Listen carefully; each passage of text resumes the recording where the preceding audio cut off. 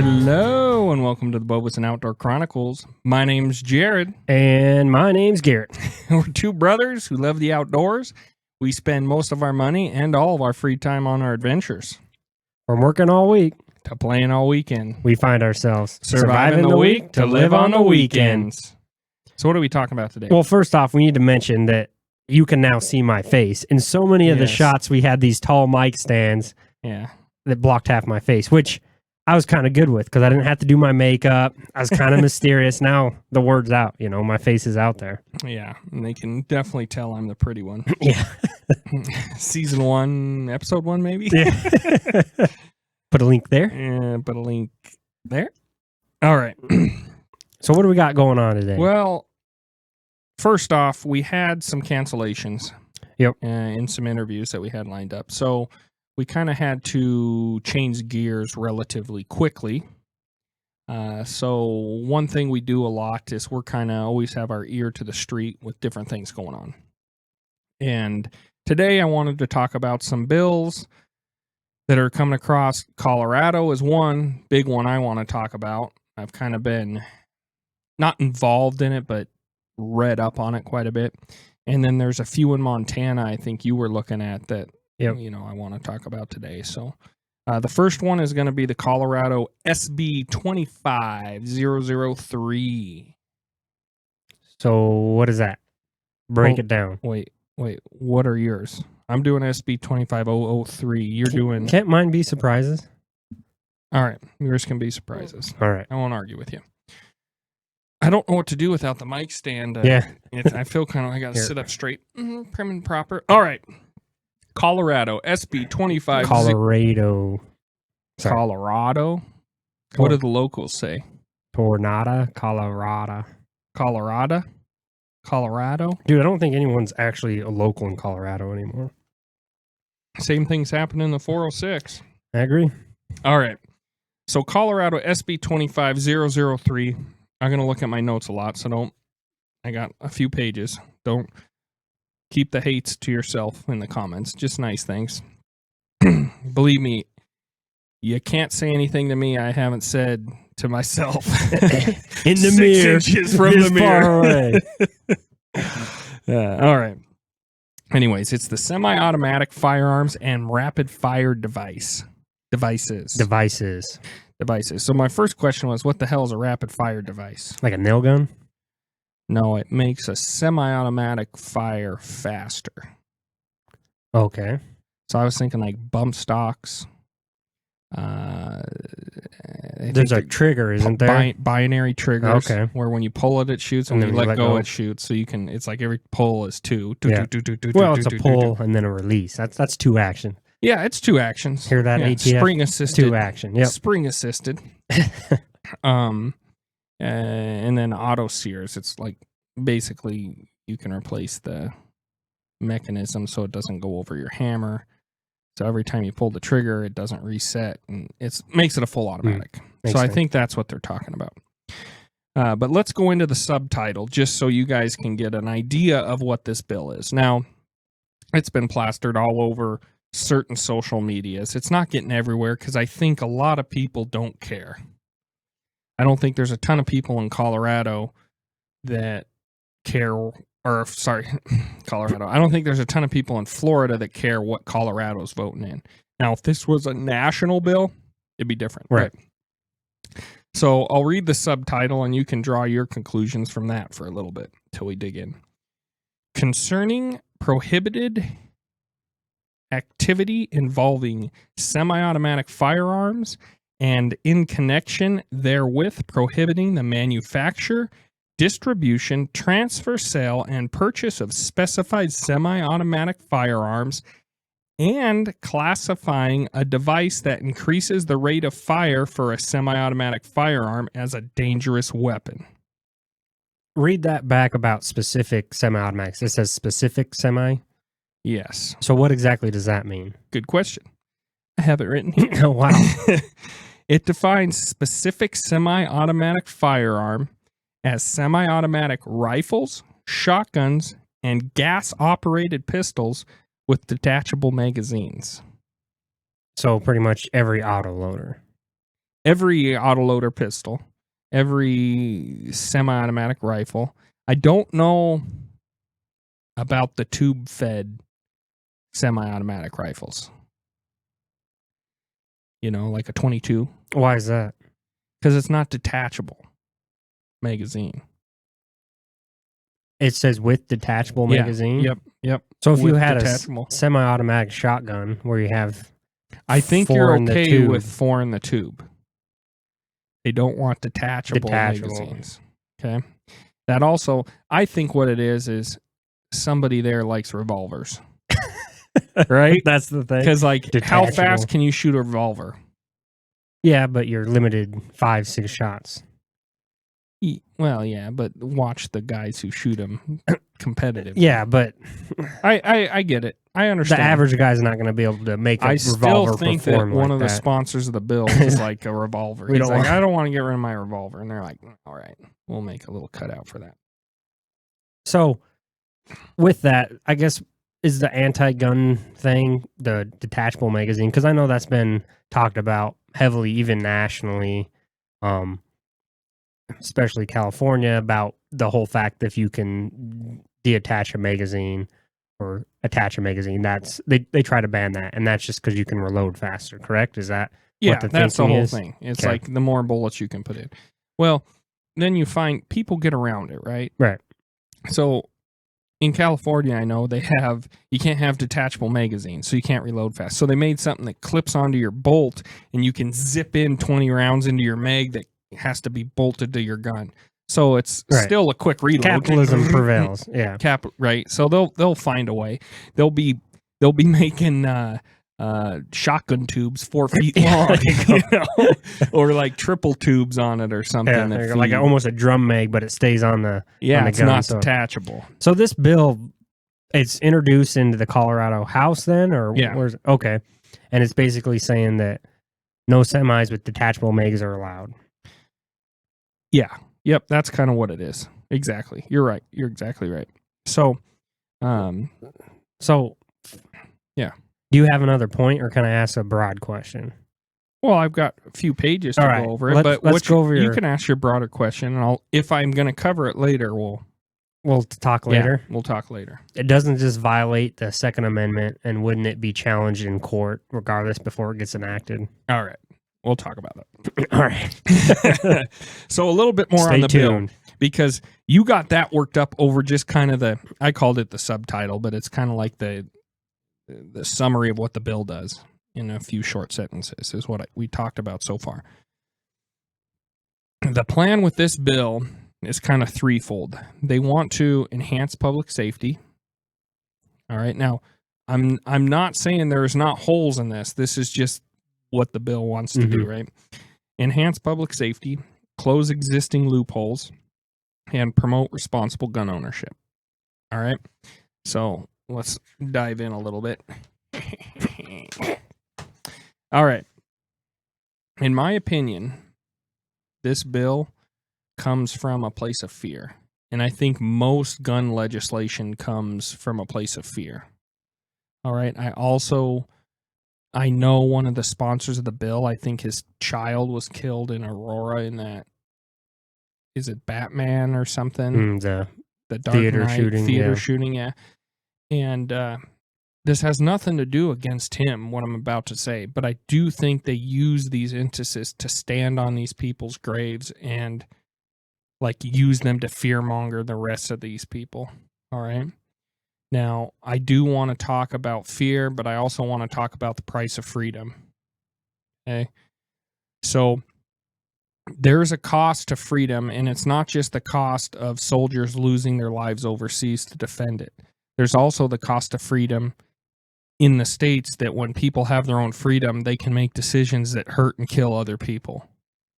All right. And let me maybe unfocus this from guns a little bit. Let's just look at driving a car. All right. All right. If you drive a car drunk and kill somebody, do you go to prison? Yeah. Does it stop you from driving the car? Temporarily. No. Because when you're in prison, you can't drive a car. Yeah, after the fact, but the guy still died. Does it stop you from driving the car before you kill the person? Drunk driving. I'm confused by your question. All right. If you drive a car drunk, is that illegal? Yes. All right. Do people still drive cars illegally? Yes.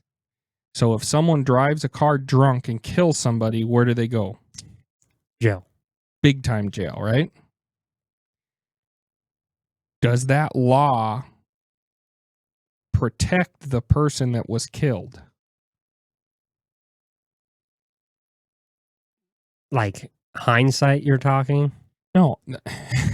The point I'm trying to make is laws don't protect people. They punish the criminals, but... Well, you could make the argument that driving laws that prohibit driving drunk protects people because people are less likely to do it because they're under. So there might so be... it discourages that behavior that overall protects people. It discourages that behavior, right? But what do you think stops more drunk driving accidents? A law saying don't drive drunk, or like good alcoholism classes or good education when you're children so you don't develop alcoholics? Like, to me, the cure for driving drunk is not putting a huge penalty on it when you do it. There needs to be a penalty, don't get me wrong. I'm not saying that, but what I'm saying is, like, if you want to solve the issue, you don't solve it by putting a law on it. You solve it by fixing the underlying issues, the seed issues, the issues that cause the alcoholism or the drunk drive, or the decision that it's okay to drunk drive. I don't know. I think it'd have to be a balance between the both. I think you also have to punish when people break the law. Again, I'm not saying don't get rid of the law, but I'm saying the law doesn't solve the issue. No. The law's a Band-Aid on it. You do need to punish people that do commit those acts, because it is wrong. All right? But at the end of the day, it's not saving that person that did get killed. No. Right? How do you save the person that did get killed? And I think that's done elsewhere. The same thing with this law. You can throw as many gun laws, as many gun restrictions as you want on it. But if you feel the need to go in and shoot a bunch of people, you're going to go shoot a bunch of people. You're going to go kill a bunch of people. Whatever you do, you're mentally ill. And at that point, the law is not saving anybody.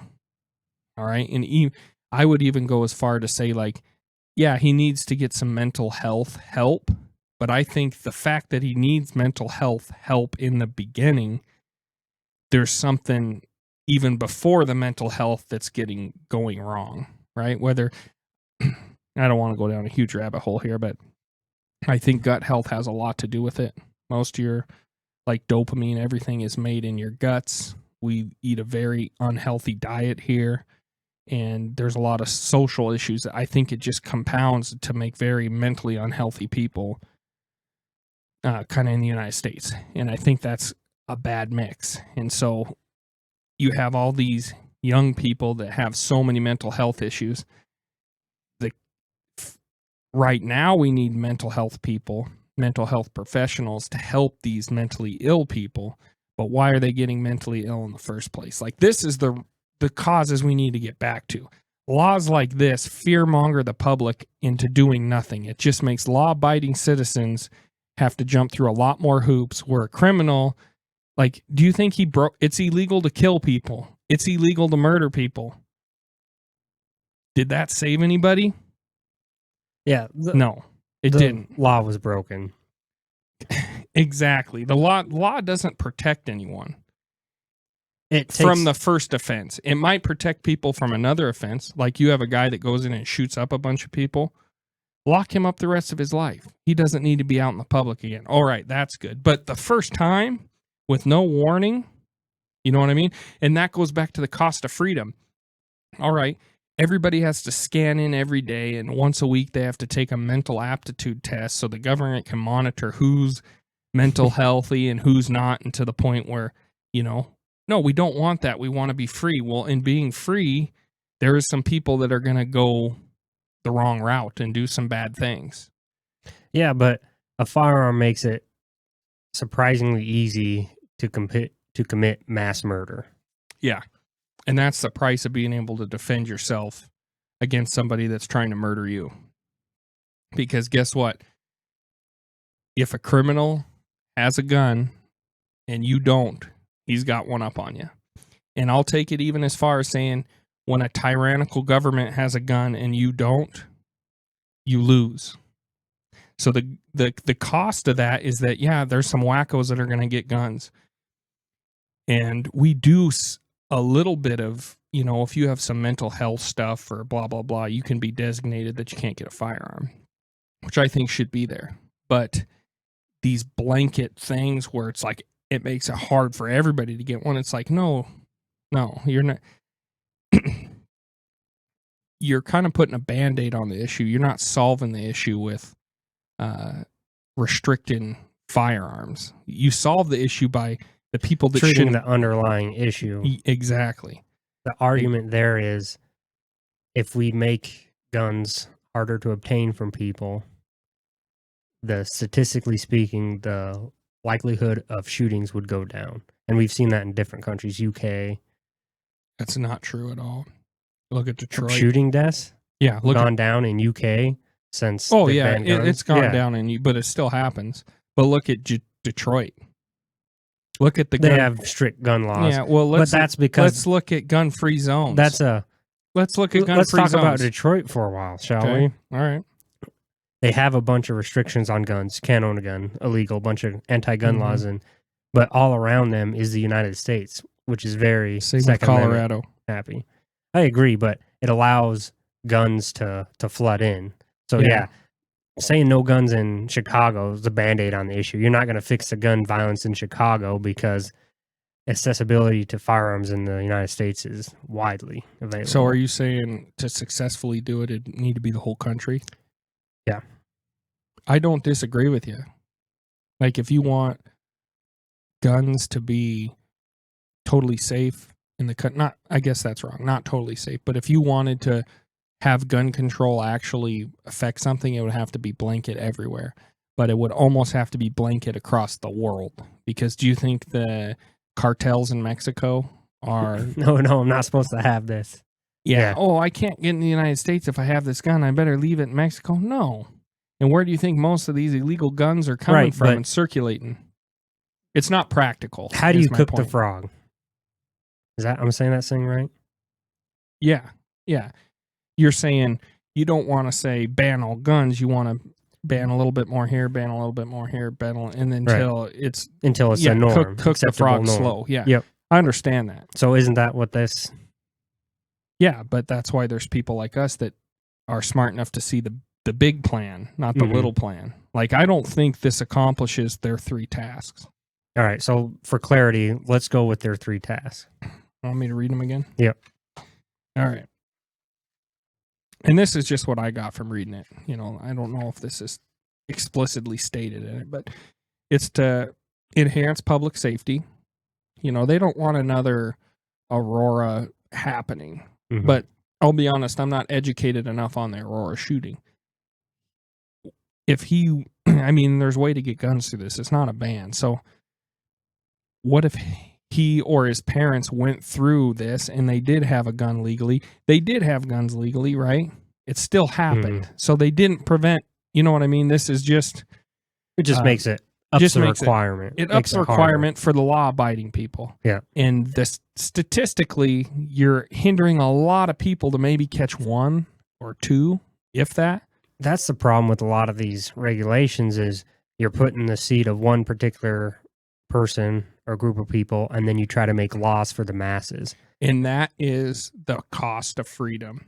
You got that one guy that slips through the cracks. Something bad he could make, or she could make something bad happen, but the cost of everybody else is not worth it, in my opinion. And probably not others. But the 3 are enhance public safety, close existing loopholes, and promote responsible gun ownership. All right. And we'll go on. So how are they going to accomplish that? When they make it harder to get guns. How the bill works? Yeah. I wanted to talk about fear-mongering a little bit more, but we can hop into the bill. So the bill does not prohibit the possession of semi-automatics that people already own. You can't buy or sell them. You can, but you have to do these steps. All right. So it's not a ban. That's why if you try to ban guns, you're going to get shot down in court right away. Mm-hmm. All right. We have something in the United States that's a little different than a lot of countries called the Second Amendment. So when it's an outright ban, it gets shot down right away. So what these gun grabbers do is they try to word this in a way where it's like, we're not banning them, but they make it impossible to get it. So it's not like a explicit banned, but it's you have to jump through these hoops. Yes, exactly. So here are the hoops. And the hoops are probably designed not to be they're not easy. friendly, Yeah. and they don't make sense. So it comes to me a bit like whoever wrote it and sponsored it, and I will say their names on here because I do think, especially living in Colorado, and you hear this, you need to know their names and watch for them because they're pushing this shit. All Democrats. No bipartisan sponsorship on this at all. All right. The bill allows people to get semi-automatics if they go through this certification process. And I'll line this out for you. And there's other people that talk in depth about it and then the numbers and everything. And basically what it comes down to is this would be an impossible task. It puts a lot of pressure on the local sheriffs to do hundreds of thousands of certifications just based on the number of gun owners in Colorado and how many guns are purchased in Colorado. It's like a ridiculous amount of work. So that was another question I had is like, okay, they have all these requirements, which we'll go through in a second. How are they going to man it? You know, because these ideas, these ideas are wonderful. Everything's good on the chalkboard. Yeah, I think it's horrible, Bill. I'm not saying it's a good idea, but they think this is a good idea, but I feel like no thought went into how do you pull this off? Execute it. Yeah. Especially in a political environment where we're getting rid of a lot of waste, fraud, and abuse to add in a big public service thing like this. So basically what you have to do is you submit an application to the local sheriff and you provide identification in the application, right? Is that voter ID, like driver's license? Don't get me started. Like, I think that's racist. Dude. Are minorities going to be able to do this because they don't have IDs? All right, clickbait there. Anyways, so you'll submit the application, provide your identification, right, to the sheriff. Mm-hmm. You undergo fingerprinting and a comprehensive background check. What happens when you buy a gun, Garrett? You've bought a gun before. Yeah, you go to fill out the paperwork, FFL, they call. You go through a background check. And then they you say have to yes wait there. Or no. Yep. And they say yes or no. On a special, well, at least at Cabela's, it's like a special red phone. Oh. Yeah, that they call on. At the pawn shop, it's just the shop phone. Yeah, yeah. But that's a good one. A lot of people think like you can go into a pawn shop and buy a gun. You got to fill out the paperwork. Yeah. Right? The only time you don't is private to private. Like if I wanted to sell you my piece of property, that's different. It's not through a business. It's no different than if I wanted to sell you my car. Right. Or your wife. Or is that different paperwork? Utah. Oh. We're talking Shout about out Utah. Yeah. Anyways. So once you pass the application, fingerprinting background check, you get your eligibility card. All right. That doesn't give you anything. That just makes you eligible to take the classes.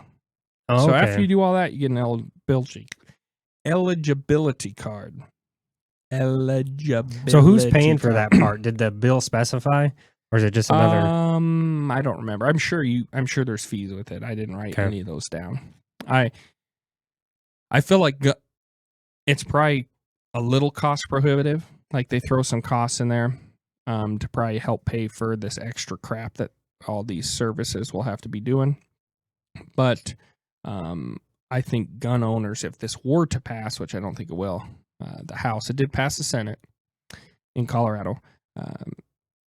But if this were to pass, I think gun owners are going to pay it.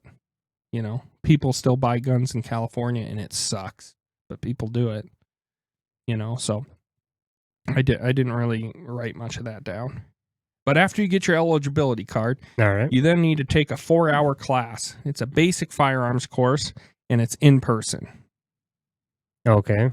All right. Who's putting on these classes? Did the bill specify that? That it can be like office? a hunter's ed course or a self-defense course, just a 4-hour in-person course. All right. In person. not online. Yeah. Then, after you get that and you pass all that and it's checked on your list, you take a 12-hour, minimum 2-day in-depth course in person as an advanced firearms course. Once you're done with that, you're put into a database that you've passed these courses, you passed all this, and now you can buy a semi-automatic gun. But now they've taken your fingerprints. They basically are making a database of anyone with a semi-automatic weapon. Yeah. Right? That's the goal here. And making it very difficult. I get this mentality of you want responsible gun owners. Mm-hmm. I'm nothing wrong with that, right? But after you go through all these courses, you get your card. You can buy guns. And then every 5 years, you got to retake the course. Which course? To get it renewed. I believe it's the 4-hour course. A refresh. Well, it says a refresher course, so I don't know if it's a 12-hour one or the. Mm-hmm. I probably should have known that. That escaped me. But let me ask you this question. All right. Do you think, let's say the Aurora shooter, because I know this hits home, one of the bill sponsors, his kid was killed in there. I think it's Tom Sullivan, I believe. I might be misquoting that. Do you think if he would have went through these courses, he wouldn't have shot up that movie theater? If he passed a background check and everything? Well, yeah, obviously this takes way too long. Right. Like, this will take months to years to be able to buy a semi-automatic gun. All right. So, do you think that shooter, let's say, for him to have a gun, he wouldn't need to gone through this, or he got it illegally, in which case no, throw it out the window. Who gives a shit, right? So if it's too hard for him to get one legally, he's going to probably get one illegally, and then this doesn't matter. It's the same argument for making abortion illegal. They scream and whine, well, if you make it illegal, people just do it anyways, and it'll be worse. And it's like, that's what we're saying about guns, right? If you say you can't have, they're going to get them if he wants them. But let's say he didn't get them through illegal means, and he went through this whole process. You made a more proficient killer then. I never even thought of it that way. But yeah, he's super trained now. If he goes through classes to be able to handle a firearm. Yeah, but my point is, screws are loose, if he's mentally ill, he should have got flagged out in the background check. He should have got flagged out in the background check. Is that your point? That's my point. And, well, not even, because the background check doesn't flag if you're mentally ill. It only flags if you're, like, documented mentally ill. Like, someone's put something in your file that's like, hey, this guy's nuts. He probably shouldn't have a gun. Yeah. All right. So, and I don't know enough about the Aurora shooter. I didn't want this episode to be about that. I keep bringing it up because Colorado. But I really don't think that shooter, if you wanted to kill that many people, that this is going to stop you. You're either getting it illegally or you pass it and you do it anyways with your legally owned gun. Like, this is just making Joe Schmo, who likes to go to the target range, like, fuck. Yeah, I got to jump through. Way more hoops to jump through. More cost. Yeah. That's my point here with this whole bill. I mean, that's with any gun control bill, right? You put on regulations to get guns. The criminals are still going to get guns. Chicago's legal to have a handgun, yet there's handguns everywhere. There's shooting like every day in Chicago. And did the gun laws prevent that? No. Yeah, but you could say that to your blue in the face. They don't listen. The opposition doesn't listen to it. It's frustrating. But I do want to talk about the fear mongering. All right. And I do think that's what gun control is in its core. It's not based in the facts. Because if you looked at the facts, there'd never be another gun control bill out there. All right. Just where is the least amount of shootings? It's in places where there's lots of guns. That's just statistical fact across the country. Where there are a lot of shootings, where there's not a lot of guns. Right, gun-free zones. Yeah. Soft targets. So this this whole fear about we need this extra regulation to keep these people. Blah, blah, blah. It's all fear-based. And as far as I'm concerned, fear is a good motivator. Don't get me wrong. Like us coming out of the mountains. I do think we are pretty motivated to get out of there with all those grizzly bear tracks and meat on our back. And meat on our back. That wasn't like, I need to get out of here to get back and see my wife sooner. That was like, I told her that's what it was about. I don't want to die. I want to see my wife, but I don't want to die up here. Yeah. Right. And that's a good motivator. But I think when it's politically driven, I think it's driven, there's malice behind it. All right. And I think that's what this is. You can have whatever emotional feelings you want about guns, but like Ben Shapiro, facts don't care about your feelings. Pushing this narrative that guns are evil is false. It's a tool. The people are the ones making the bad decisions. Just like driving a car. Driving a car is not evil. Get behind the wheel drunk or text while you drive or something, right? You can kill somebody. Now, is a gun easier to kill a bunch of people? Maybe, but I kind of feel like if I took my truck into the middle of like a marathon or a parade, I could probably do a lot more damage. You're getting flagged by the community. They're flagging me. Don't give anybody any ideas. Huh? But back to this fear. There's a few examples I want to list out just to kind of help this point across. COVID was a good one. I think fear-mongering big time. Closing businesses, and how quickly neighbors called on neighbors to say they're having a gathering of more than 4 people at their house. And that just baffles me. But it's all fear-driven. Like those people, they wanted their pat on the back and they were driven by fear. We're doing the right thing. They weren't driven by facts. And the reason they're not driven by facts is where's COVID now? Right. People still get it. But enough smart people were like, wait a second, guys. Right. We're not dying like crazy amount. This is a little blown out of proportion. Right? Yeah. And I'm going to bring a few up here. All right. Kind of tobacco. Okay, think of the fear mongering with tobacco. There's a lot of anti-tobacco legislation. Nationally. Nationally, yep. And commercials on smoking. It's bad. It's bad. It's bad. It's bad. And this is not an advertisement to start smoking. Sponsors. Sponsors, yeah. And nicotine too. Yeah. Like all this bad stuff about nicotine. The vape pens, the bad stuff. All right. But then you talk about smoking marijuana and they're like, oh, it's healthy. It's a painkiller. It comes from the earth. Right? Mm-hmm. You are fucking bullshit. Now, I will say with the big pharma, big tobacco, all that, with like the big tobacco with all the chemicals that are in the tobacco leaves, you're getting something more. That's the same argument for like, I'm going to talk about Cheetos again. What the fuck is a Cheeto? That's the same argument eating all these ultra high processed foods. It's the same thing. Yeah. Tobacco that's not processed with a bunch of chemicals is not nearly as bad as tobacco that's mass produced with a bunch of chemicals. Just like your Cheetos or your Lay's potato chips got a lot more crap in them than if you were to just make them at your house, slice some potato, right? I don't know how you make a fucking Cheeto at home, but on tobacco, I mean, it's been pretty documented how serious the health effects are. That's been documented. And then going back over... But is it... Now, the question... Smoking. Now, is tobacco the cause? Like, or is it all the chemicals you smoke when you... We'll see. Cook tobacco. So I think tobacco's been a big fear-mongering thing. You got guys who are in their hundreds that smoke every day of their lives.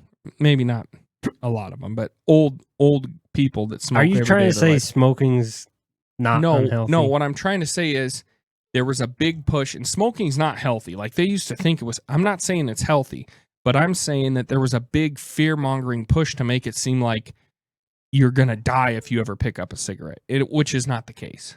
And even now there's a lot of prominent people, and nicotine's so bad. They're selling straight nicotine pouches now. Mm-hmm. Nicotine is not even close to how deadly like caffeine is. I mean, we could talk about the caffeine epidemic. but no one does because, Starbucks makes a fuck ton of money selling people caffeinated drinks. It's kind of like the whole pheasant being an invasive species, but it's not because it's pretty and I like to shoot them. Right? Yes. Kind of the same. People get to pick and choose what their enemies are. Yeah, and I think COVID was one. A lot of fear-mongering. I think smoking was one. A lot of fear-mongering. I don't think, again, it sounds weird. It's not as bad as they push it to be. It's not good. What are you basing that on? Just the fact that when you're a kid, you heard no smoking, you'll kill you. No smoking, it'll kill you. Because, it does kill people. Yeah, it's not a healthy behavior at all. No, but how many people are smoking weed now and thinking that's great, and how many elderly people are smoking weed for pain, and people smoking weed their whole lives, and you never hear about the emphysema, the lung disease that comes with marijuana. You don't. It's all around nicotine and tobacco. Because tobacco products have a history of being mixed with things, and those are carcinogenics. Those are the ones that impact you. Marijuana, you smoke it, you're still getting the smoke inhalation. I'm not talking that there's fear-mongering against... I'm not talking there's fear-mongering against smoking. I'm talking about the plant tobacco. Maybe I didn't clarify that in the beginning. Right? Because you're so against a plant because we had good nicotine. Like the coffee plant has high caffeine. Anything in tons of amounts is bad for you, right? What's that amount? I just don't think tobacco is this carcinogenic drug that they make it out to be. I think it's mixed with a ton of shit, mass produced, and then it is. Okay.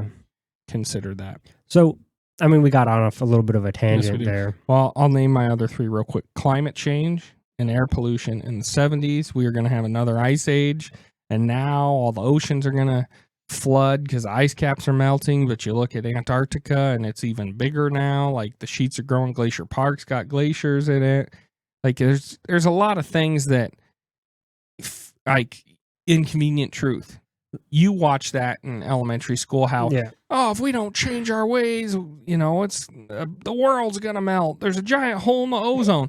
Well, the hole in the ozone's gone. And turns out like that's like a common thing that happens. It's not anything to do with it. There's just a lot of fear mongering that happens. There's plastic in the oceans. There is another some one. Good regulations. Regardless, I'm not saying there isn't, but I'm saying what motivates people, what gets these bills passed is fear. All right. Do I think we should be monitoring how much sludge we're dumping into rivers? Hell yes. Pollution in the ocean, all these microplastics, they're not coming from your plastic straws. That's a fucking bullshit. And then the last one that I would like to bring up that I think really puts the point home is terrorism. Should drop that ball. Let's talk about terrorism. We're definitely getting flagged on this guy. No, but how the government can use like terrorism and threats of violence from other countries to take away your rights or your privileges. Protecting. Right. I'm protecting you, so I'm going to spy on all the stuff you do online. I'm protecting you, so I'm going to be able to listen to every phone call made in the United States. That type of stuff. Fear is used to sell this, the product, I guess. And I think this gun control thing is the same thing. Fear is being used to sell this product, and I don't think the product is going to solve the three things that I think it was trying to solve. All right, that was my spiel on those things. So, in your mind, is money evil? It's interesting because we grew up Catholic. Mm-hmm. And I used to go to class all the time and do a bunch of different things. And I kind of got away from it, especially in college. It seemed like learning so much, it had no place. And I'm slowly coming back because it's things that are kind of biblical seem true in life. Mm-hmm. I think I've talked about it, about hunting stories and stuff. But the question about is, would you ask me, is money evil? Mm-hmm. That's a quote that's been misquoted. And maybe I'm misquoting a misquote. It's the love of money. The love of money is evil. Yeah. Is that what you're trying to get me on? Maybe you're on the same TikToks I'm on or something. No, I'm just... Did your computer shut off? Yeah, I lost my notes. I think I kicked it. I'll pull it up in a second here.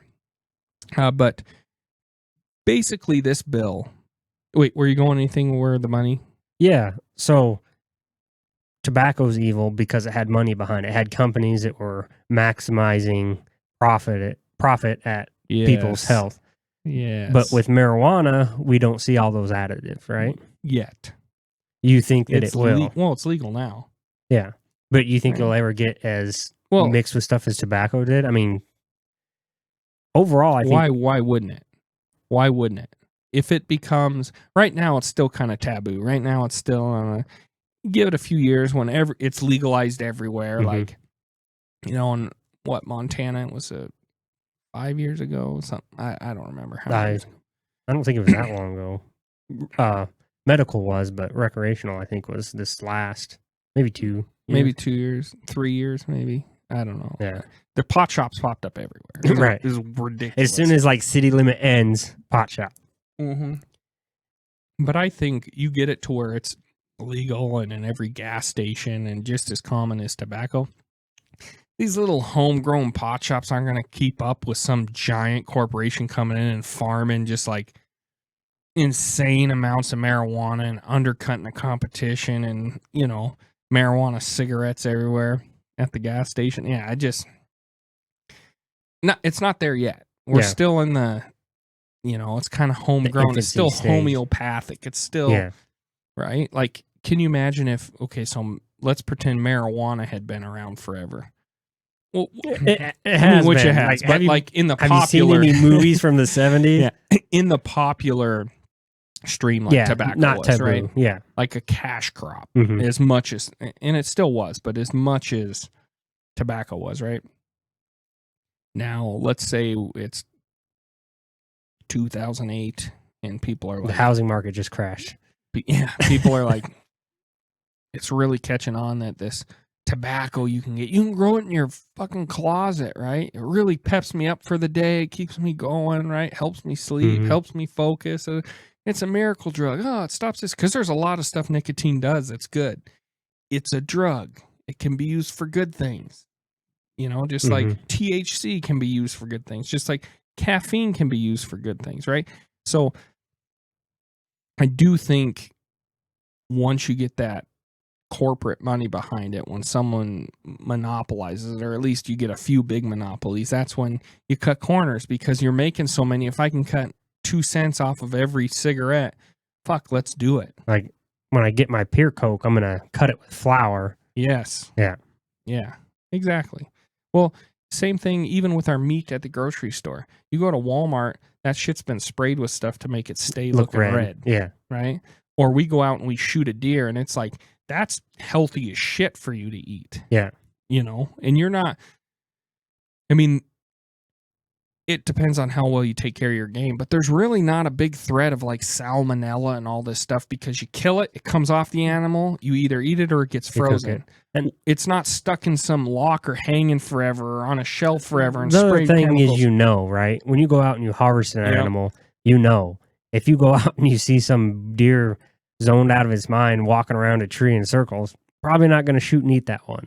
Probably not a good idea. No, I totally agree with you. So I do think that when you try to, I'm not saying capitalism is bad. I'm not getting off on that foot, but I do think that when you get these huge mega corporations, that I think that's where capitalism overreaches. I do. I think you get these mega corporations that kind of control life for the everyday person, mm-hmm. and they ruin things. They exploit it till it's ruined. Well, talking back to your caffeine thing, that's a drug that a ton of people use every day, right? Oh yeah. And maybe this is a personal, I don't want to say vendetta, but a personal thought. That amount of caffeine intake's not natural for the human body. You wake up, you drink caffeine so you're alert at the day. And then noon, you have another cup of coffee, to keep going. It kind of puts you in like a heightened state. Productivity goes up because you're on caffeine, right? Sugar. So your Yeah, job you're loves it. doped You up. love it. You're getting stuff Yeah. good. But actually, of what's healthy for you, probably not super healthy. But it's a fine line because Yeah. I don't want the government being like, no, you can't have caffeine. No, you can't have marijuana. Yeah. No, you can't. In my mind, it's like, I'm a I'm libertarian. going to do what I want. You do what you want. Yep. And let's leave each other alone. And if I want to smoke weed and chew tobacco and It's my right. it's my, yeah, exactly. Just being a human being. But now tying it back to your bill, your dad, your son or daughter was just killed in this horrific accident, or maybe not even accident because it was on purpose. This horrific thing. Incident, yeah. Wouldn't you want to do everything in your power to prevent that from happening to someone else, so someone else doesn't have to go through that pain that you went through? I'd like to see the shooter die.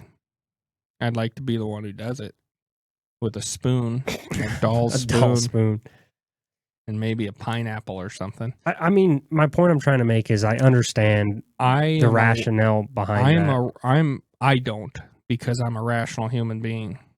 Just like if a drunk driver hit my kid and killed him, I wouldn't be mad at the car. No, but you would want people who have a history of drunk driving to not be able to drive. I wouldn't ask for legislation that makes everybody do a breathalyzer before they get in their car. Don't you make everyone go through a driving test? Yeah, I mean, so where do you draw the line? I mean, isn't this just a driving test for shooters? No, this is way above and beyond. Way above and beyond. Yeah. And driving's a little different than shooting. Because shooting is something that doesn't have to involve anybody. But driving, like how many people do you pass on the road? A lot. Especially at night, you're driving these 2-lane highways and there's a little painted line that's separating you, everything you love, and then the other side. Death. Yeah. Yeah. So I mean, I'm not saying I wouldn't be sad. I would be totally devastated, but I wouldn't blame the guy's gun. I would blame the shooter. And I just think that's logical. I wouldn't be like, how did he get that gun? Nah, nah, nah, nah. I mean, if it was going to put him away more and I could prove he stole the gun or something like that, yeah. Punish the person, not Punish the tool. person. I wouldn't use. No. Just like if, I don't know, someone got stabbed, I wouldn't be mad at the knife. It is a knife.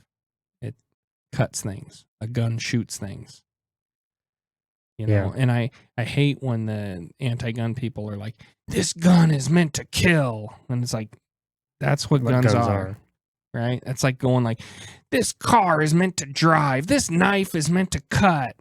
This hammer is meant to hit nails. Well, a car is made to drive, not take life. A gun, what were guns designed for? Taking life. Oh, 100%. It's used to kill. Right. Yep. So it's a little bit different in a car because a car is not used to kill, not designed to kill. Yeah. Other than the Cybertruck, because that thing looks blocky as heck. Heavy. No, I think, yeah, I understand that, but I think the correlation's still there. It's removed. Mm-hmm.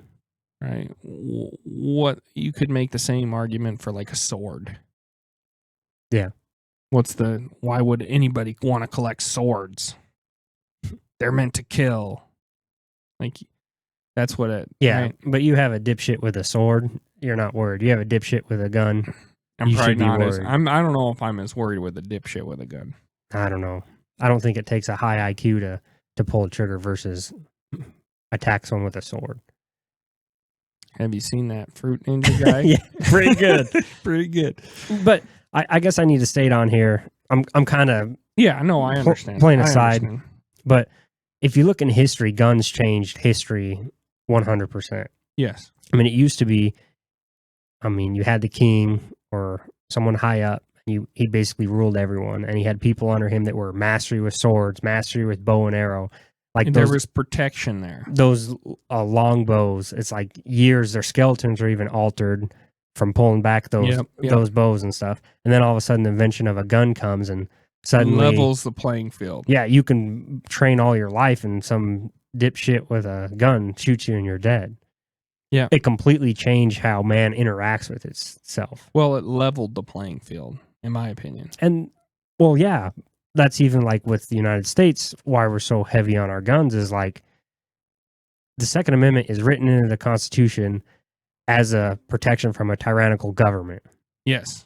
So it's like it levels the playing field that people aren't going to be walked over because you have access to this. You don't have to be super skilled to use it, but you suddenly have access to this to able to protect yourself. I think that's a big disconnect in anti-guns people versus pro-gun people. It's not about shooting for fun. It's not about hunting. Yeah. It's about, at the end of the day, it's about the ability to protect yourself from a tyrannical... Family. Yep, and your family from a tyrannical government. So, basically, and we talked about it, the bill is just to make it hard for everybody to get guns. Make it hard for people to get guns. That's what it is. Make it hard for people to get guns. In my opinion, it's going to make it hard for all the law-abiding citizens. Right. And the criminals aren't going to give a fuck. Right. We know that. That's fact. That's logic. I'm not arguing that point. But I want to go back to, what does this bill do? Makes it hard for people to get guns. Right? Mm-hmm. Let's read the Second Amendment, shall we?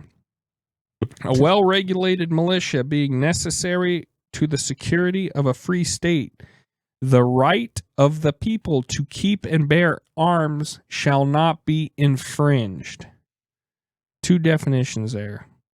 Oh, the right of the people. What's a right, Garrett? Do you know? No, give me the definition. All right. A right is something a person is entitled to. All right. A lot of people, like an inalienable right would be like, it's from God. Like, I have a right to protect myself. I have a right to, the pursuit of liberty, all that. I have the right to free speech. You can't stop me from speaking. I have a right to speak. Second definition, infringe. What does infringe mean? I don't know. Tell me. All right, I'll give you a definition I wrote down here. To actively break the terms of law, agreement, or right. To encroach upon or limit something in a way that violates its intended purpose. This bill is to make it harder for everyone to get guns. The Second Amendment says the right shall not be infringed. In my opinion, this bill infringes on the right of the people to bear arms. So that's why I don't think it's going to go. If it passes, who the hell needs a Bill of Rights? I'm Garrett, and I'm right.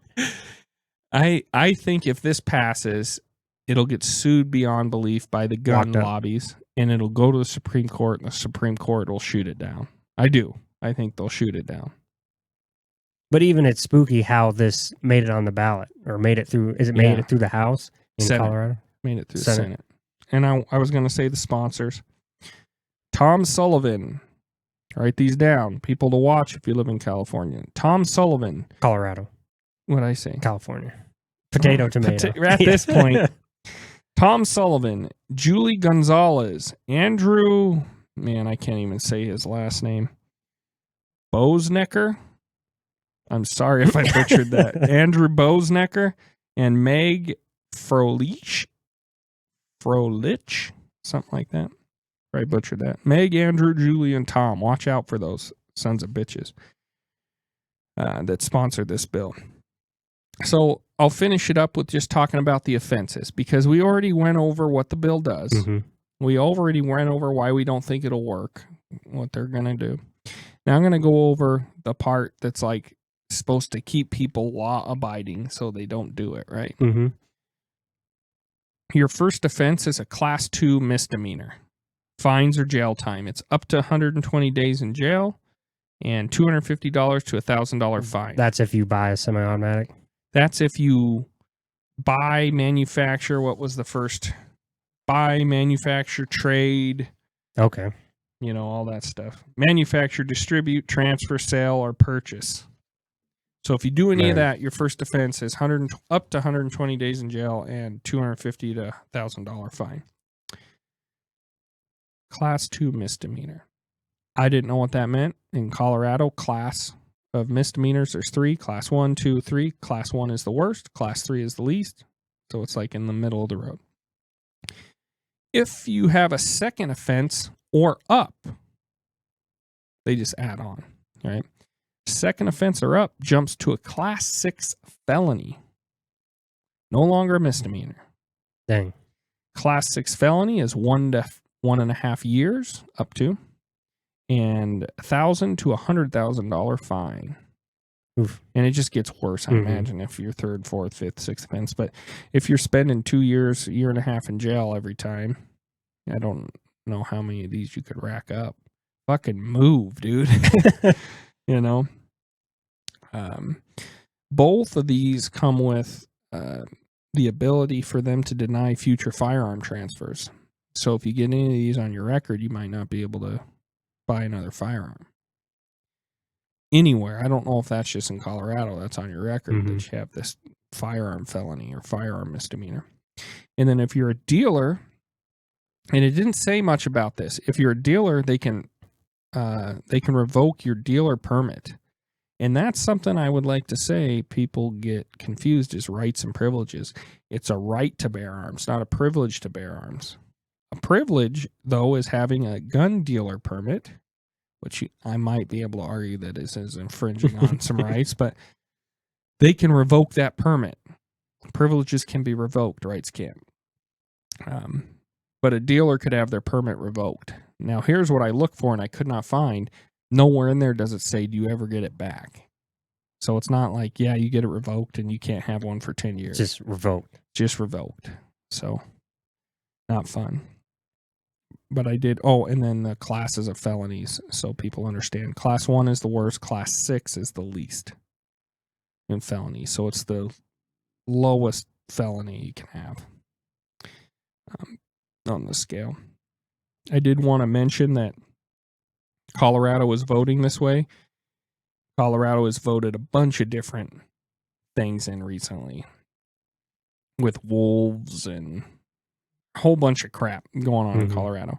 And I mention this a lot here. I always talk about the rich out-of-state fucks or the out-of-state fucks, all those people moving our here. listeners. Our listeners, yeah. Colorado did increase from 2000 to 2010 by about 700,000 people. Do you think that had to do with something? Changing the way they vote? Yeah. Probably. From 2010 to 2020, 74,000 people a year. Okay, and these numbers are people that moved to Colorado. This isn't Colorado growth. This is newcomers from other states. The average per year from 2010 to 2020 was 74,000 people. So again, that's 10 years, 74,000. That's almost 1 million people, 700 and some, 750,000 people in 10 years. Do you think that affected the way that state votes and thinks and operates? And we're seeing it in this bill right here. I think that's a direct cause of it. And I'm scared for this state because of the same reasons. So that's my spiel on SB 25003. Anytime you get into a huge population change, you're going to see a difference in the ballot box that next legislative session. And that's what it is. Like Colorado, I hear stories like 30, 40 years ago, it was much different than it is now. Well, and if you want to talk about classes, maybe they should have some moving to Colorado classes that are like, hey, this is how we fucking vote. This is why.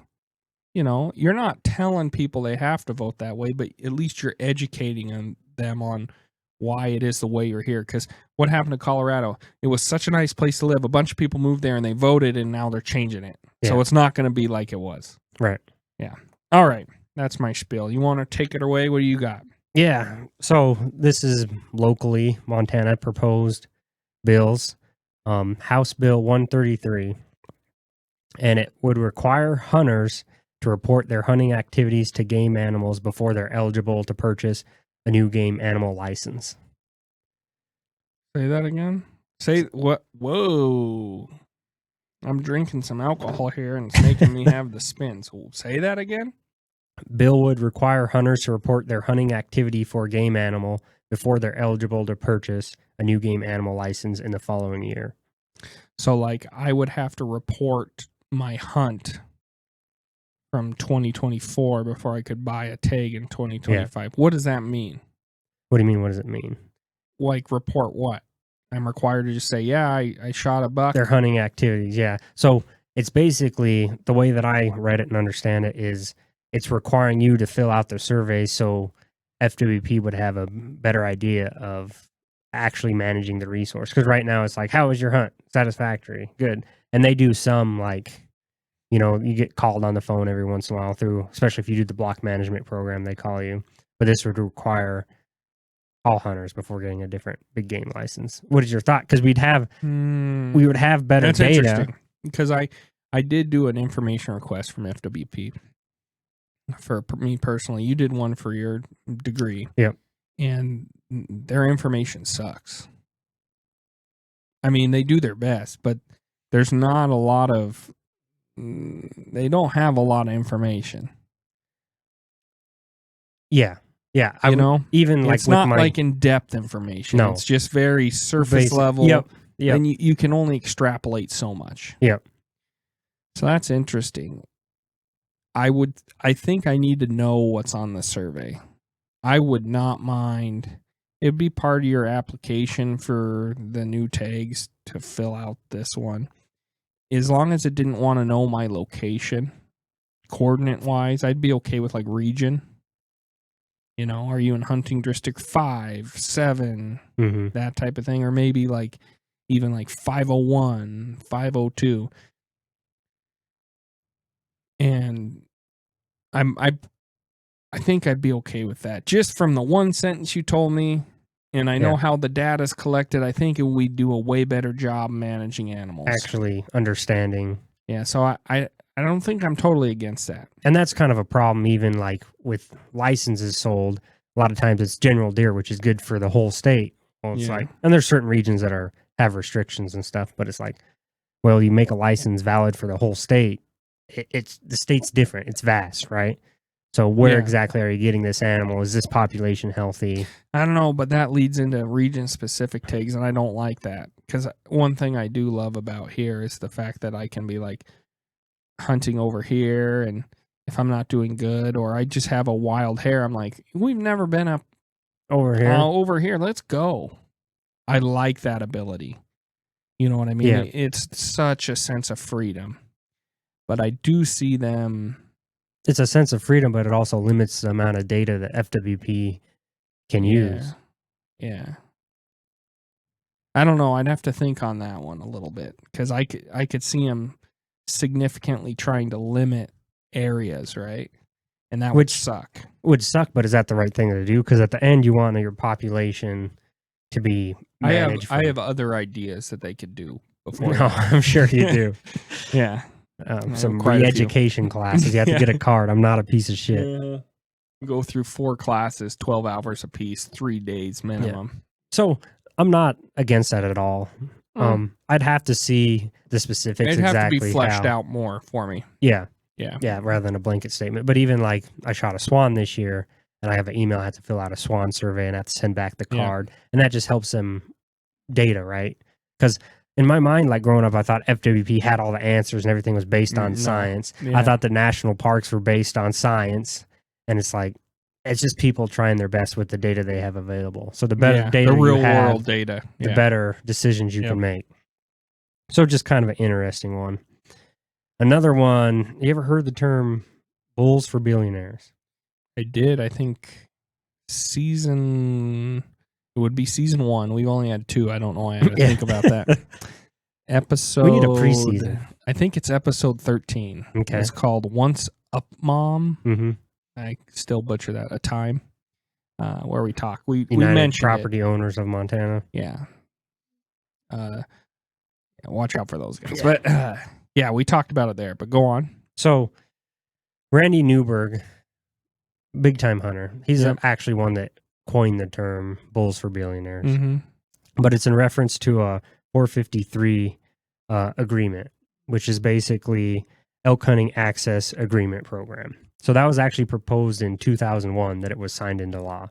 Mm-hmm. So it allowed. I know we've had it for a while. Yeah. So we've and had. it got worse. Correct. Yeah. All right. So it was up to 4 hunters FWP chooses randomly. And then in 21, it went through a revision that said, oh, it's just going to be 3 hunters and the landowner gets to choose the bull tag.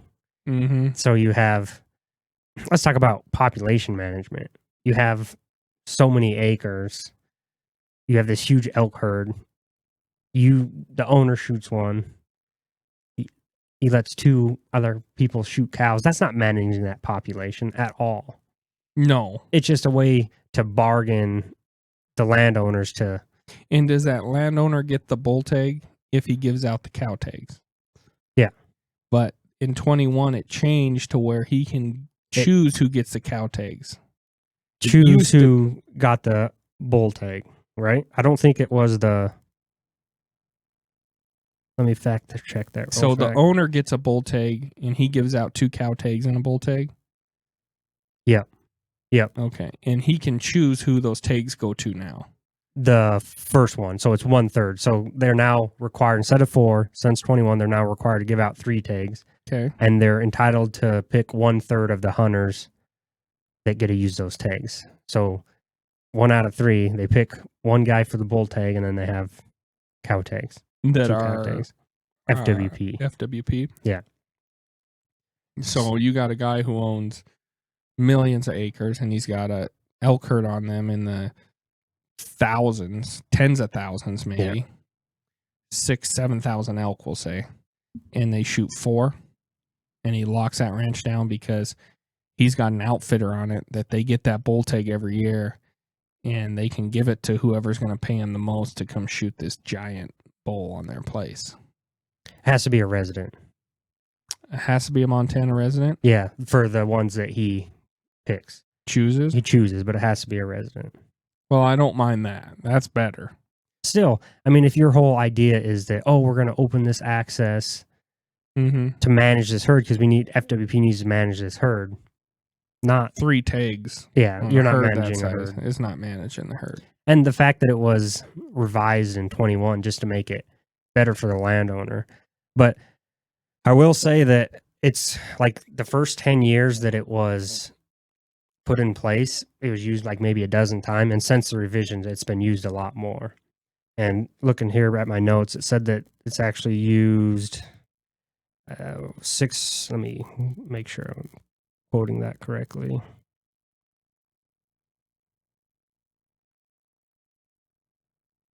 So since 21, it's been really picked up because they can choose who gets it. They weren't using it when it was 3 strangers or 4 strangers. Right. They were using it when it's a buddy of theirs. And it does increase the access. For those 3 people? Even landowners went above and beyond what they're required to using the 454 access agreement. This is kind of what so it's increased the amount of public hunting that can be, but what you're giving away is basically special access from landowners. Does that make sense? Yeah. That's a difficult one to chew on. Because I do see those herds,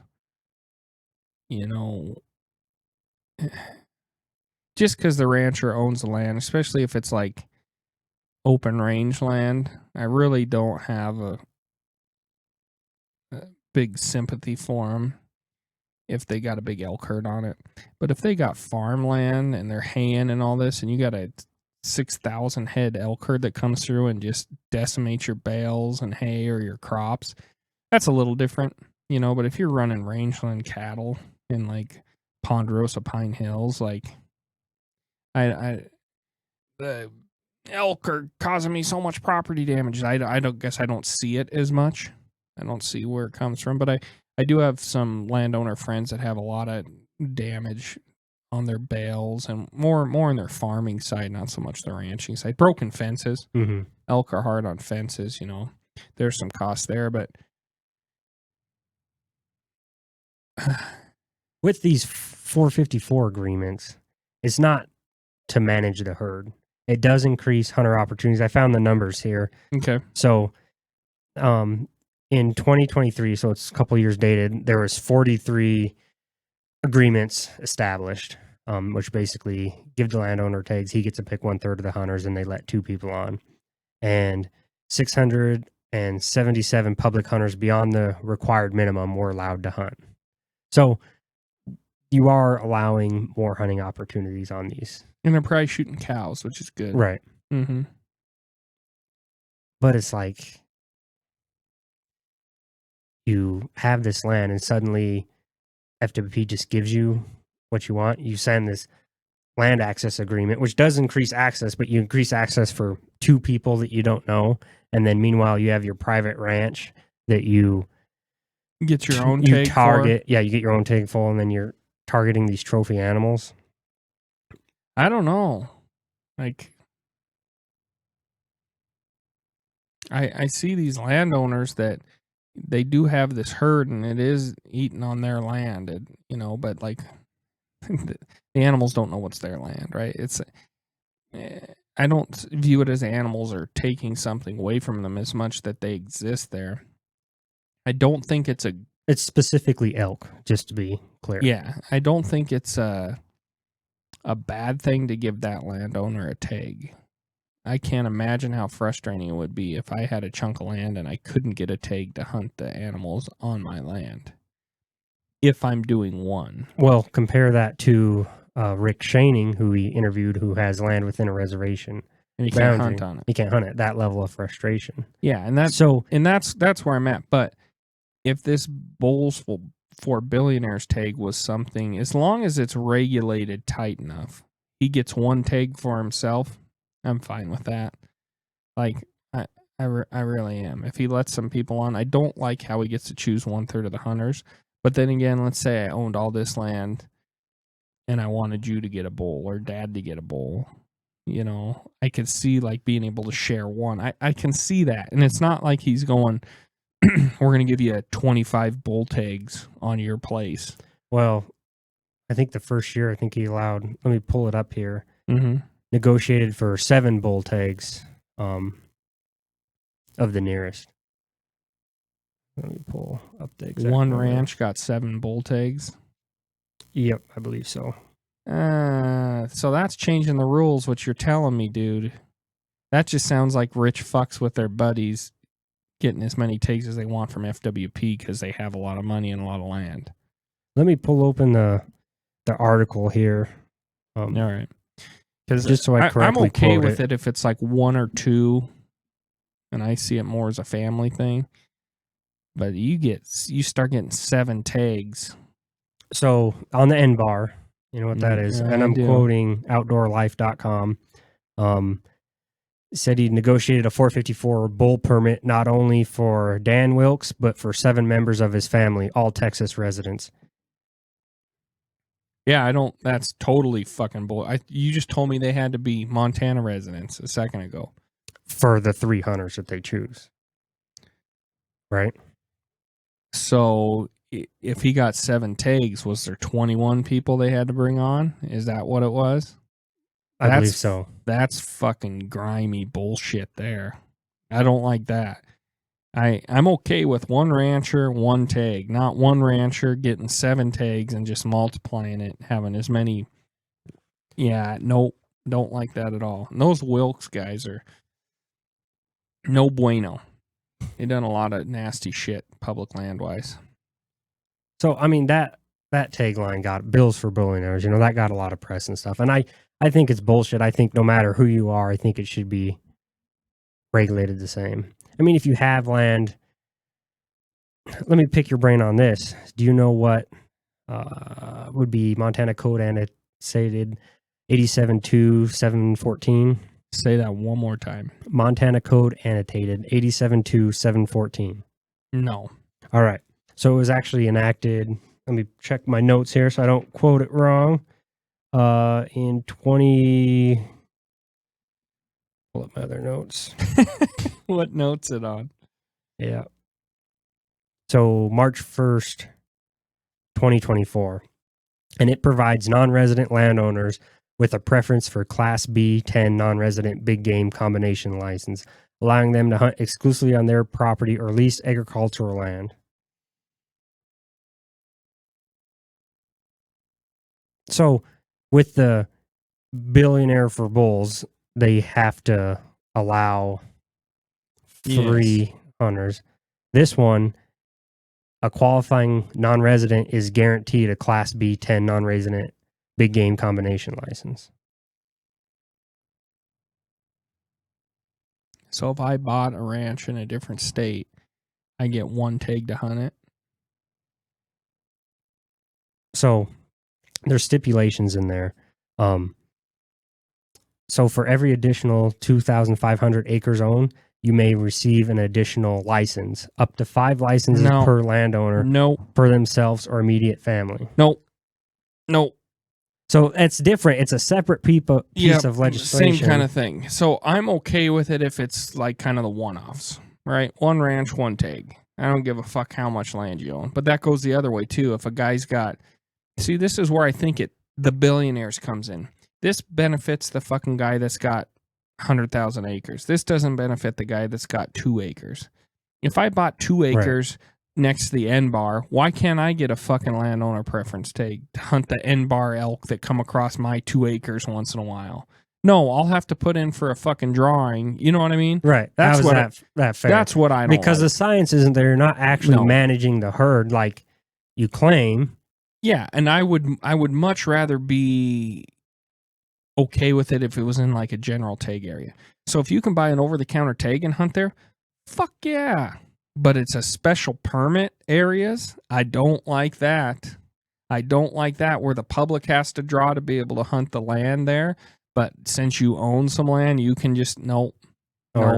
That's a no bueno here. Yeah. No bueno here. If it's a special draw area, you bought land in the special draw area, fucking special draw it. Okay, if you buy land where it's a general tag, get your general tag, hunt your property. I don't give a shit. That's baloney. So there's actually a bill in the state legislature, a bill number 519 that basically gets rid of that amendment. So it was put in 24 that says you're a non-resident, you automatic, and this many acres, you automatically get a tag. So there's a bill right now that says no, that's no bueno. When do they vote on that? I'm not sure when they're voting on it. It's still in the appeals process. Okay. But interesting. That kind of gave me a little bit of hope. Like, holy shit, people are paying attention to the shit. The bulls for billionaires still kind of chaps my ass because I like the fact that no matter how much land you had, you're in the same boat as everyone else. No matter how much you have, everyone else has the same opportunity. I see where it's unfair from the landowner's perspective. Yeah. With 1 tag. I could let's you're using it as a trophy ranch at that point, right? It's not about managing the herd. Yeah, and then Fish and Game is enabling that. Right. They're not, you know, what they should do. There's some places in Africa that do this, like where you go on safaris and stuff. Mm-hmm. The government knows these animals are on these private ranches, and they come and check on the animals. And if the ranches aren't doing population management on them, they can get fined and get a whole bunch of shit. Now, I don't know if that exactly applies 1-to-1 to up here, but why don't we look at it like, okay, the N bar has this many elk, and to keep this population healthy and then blah, blah, blah, we need to shoot this many elk. All right, well, we know X amount usually get taken from public land, and it varies, but you have kind of a... Okay, so the N bar, we need to take X amount of animals off every year that we're not getting off the public. All right, you want your tag? You got to let 75 elk get shot off your place this year, and you don't get to pick who does it. It'll be a drawing tag that Fish and Game will put out, and you can structure the hunts however you want, but you got to get 75 animals off your place. That's how it should be. And it's a special draw area. It's a trophy area. You don't get to choose a 75 hunters. Fish and Game randomly gets 75 hunters to go do it. And that's how you would evenly manage the population. But I could see them throwing in, because they could, public or private land rights, I'm not against private land rights. I do think there's a fine line when you get copious amounts of like wilderness land, right? There's some of the European countries do it well, but I could see them approaching a landowner and saying, all right, to successfully manage this, we want to take 75 elk off your place this year. If you allow us to do this drawing and hunt on your place, we'll give you a tag for it, a bull tag for this special draw area. That seems fair to me, but not to give all your buddies and not jacked up for how many acres you can get. In the initial thing with the Bulls for Billionaire in 2001, I think it was it's a good program. And then now in 21, it just redid it and made it more incentive for the landowner to participate, to give public access. But in my mind, it's not enough. Like, you're basically using that herd that the state owns as your own personal flock or herd. Trophy ranch, yeah. And believe it or not, you hunt around Montana enough, you hear all the stories. And if you hunt around enough, you'll see it too, is how like game hazing. Yeah. How many private ranches have done it. It's happened to us a few times. I've talked to people. I've talked to people at the N bar that have watched them chase them in trucks. And here's the thing here. Get it on video. Yeah. You can get it on video. They're going to get in big, big trouble. But it's a problem. And they do use them. And there is greed. And I think you have every right to keep anybody you want off your property. But if you have a nuisance species, the state has a way to take care of it, and that's to let the public manage the herd, not you. Because those are the public's animals. Right. But with that legislation, allows access, but it's really just enables people to leverage. I mean, that second one you talked about. Yeah. Rich out-of-state fucks coming in and buying land and then based on their acreage getting tag after tag after tag. Yeah. And it's like a rich man game. Right. The more money you have, the more shit you're getting. It's like, fuck you guys. Yeah. Why? Hard to compete. I mean, already hunting Meat Eater, Randy Newberg, it's the secret's out, right? And now it's like we just have to do our best to try to protect what resources we have. Yeah. And things like this just push it towards not the public, but more of a private game industry. Well, just like back east. Yep. Right? Why do people flock out here to hunt? It's because it's freedom. Yeah.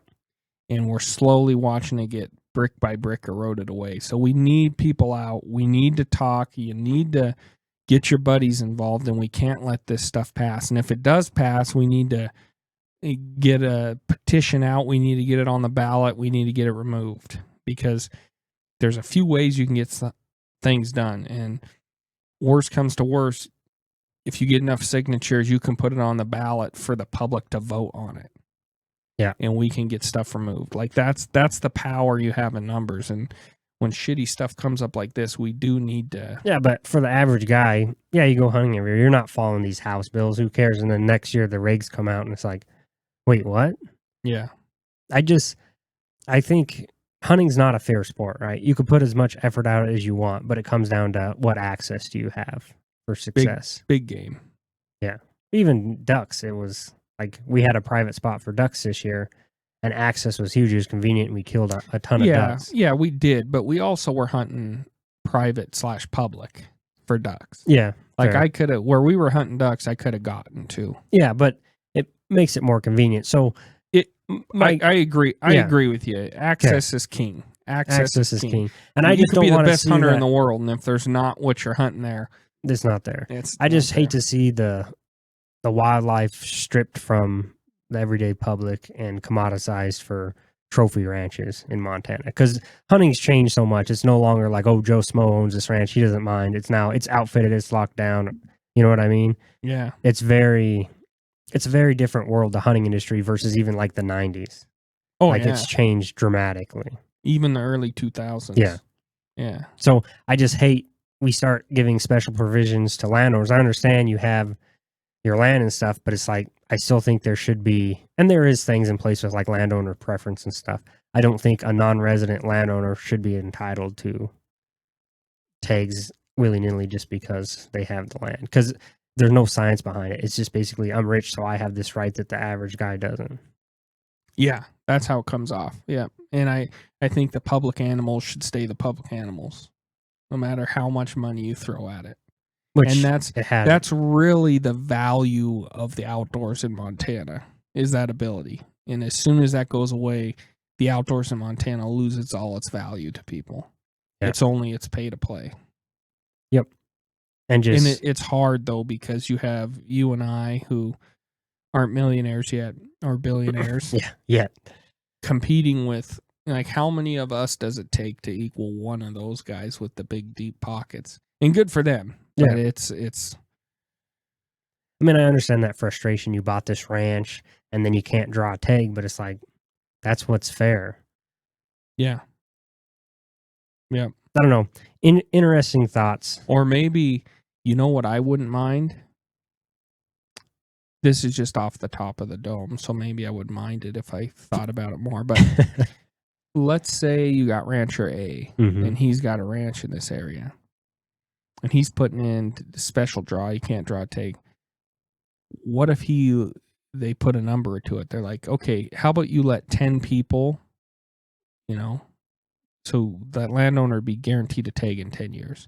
Or maybe it's 5 years, but you have to let 5 people with that tag hunt your ranch and get their bull. Right? Because it's really about elk. People are crazy about fucking elk, but it'll trickle down.